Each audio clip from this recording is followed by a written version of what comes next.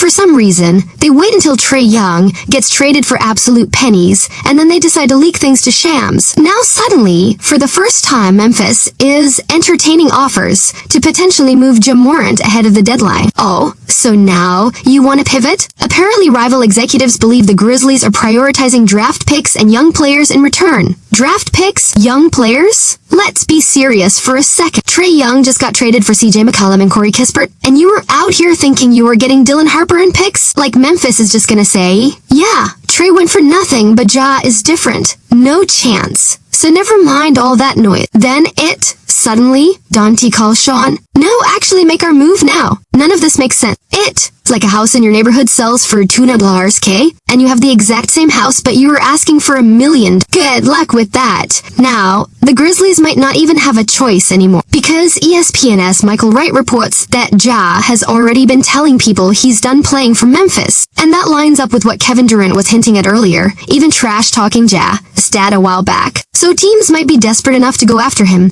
and somehow several teams have already been mentioned. Yeah, as tweet pops up, followed by a list of 5 potential destinations. But which of those are actually realistic? To understand how we got here, let us rewind. Earlier this season, Ja was suspended internally by the Grizzlies for essentially throwing his coach under the bus during a team meeting. Meanwhile, on a completely unrelated note, I am just days away from my Christmas plans coming through. I've got tickets to Rockets vs. Thunder here in Houston. I've been wanting to get out of the house, and with the cold weather, what better way than catching a high-level NBA game in person? That's also why I want to give a shout-out to today, a sponsor, SeatGeek. With over 35 million downloads, SeatGeek is the #1 rated ticketing app. There are more than 70,000 events listed, including concerts, sports, festivals, and more. NFL and college football playoffs are going on, the NBA is in full swing, and yes, you can even get World Cup tickets on SeatGeek. I am seeing ads for World Cup matches all over Houston right now, and if you want to go to this Rockets Thunder game with me, I want to lie it's not cheap. Both teams are really good, but you can still get into the lower bowl for around $42, and SeatGeek makes it easy to see if you're getting a good deal. Every ticket is rated on a scale from 1 to 10. Green means good value, red means bad, and every ticket is backed by their buyer guarantee. Plus, you can use promo code AMHOOPS10 for 10% off your next purchase. That SMHOOPS10 for 10% off. Now, back to Ja. The Grizzlies lost to the Lakers, and Ja was visibly pouting on the court and during timeouts, like a 20-year-old making $40 million a year. The message was basically, they don't play me the way I want. After the game, the coach called Ja out in front of the entire team. This coach, Thomas Isalo, comes from Europe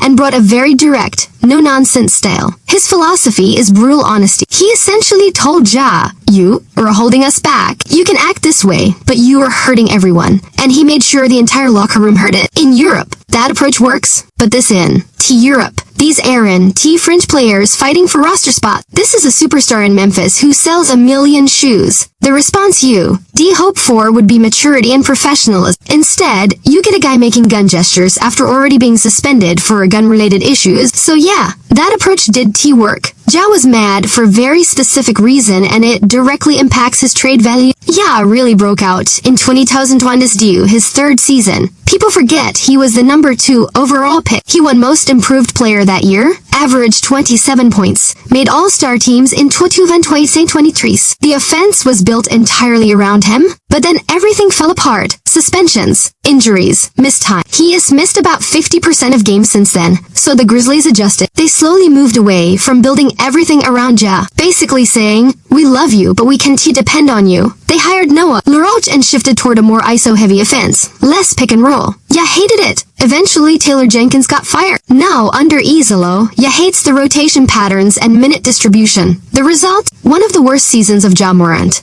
career. He's averaging 19 points, 2 rebounds, and 8 assists. Yes, the minutes are down about 28 per game, but the efficiency is terrible. 40% from the field, 21% from 3, almost 4 turnovers a game. That awful basketball. Ja blames the coaching, but it's pretty clear the team is choosing the coach over the star. So what happens now? Trae Young has set the market, but there are differences. Trae returned CJ McCollum and Corey Kispert, but he had a $49 million tire option. Ja is locked into an extra guaranteed year. It's not a supermax, and on paper it's manageable, but his reputation and actual value don't match his contract anymore. He is small, inefficient, and extremely ball dominant. So what kind of T actually fits Ja Morant? He needs shooters to space the floor. He needs elite defenders to cover his weaknesses. He's not a plug-and-play star. He is high maintenance. And he has maturity issues. So who wants that? Some teams have already been ruled out. One legitimate reporter says the Rockets want no part of this. Immediate no. Then someone else says the Bucks are a team to monitor. But based on what? There's no reporting there, just speculation. The Bucks would be a terrible fit. Ja does T shoot threes. Giannis does T space the floor. Giannis needs the ball. Giannis and Dame barely worked. How would you fit? So cross Milwaukee off. Who is realistic? Two teams come to mind. Minnesota and Sacramento. Both need playmaking. Sacramento has picks and young players like Keon Ellis. Minnesota is looking for a backcourt partner for Anthony Edwards. Then there's a truly desperate option, the Clippers. They have young players getting minutes, but they can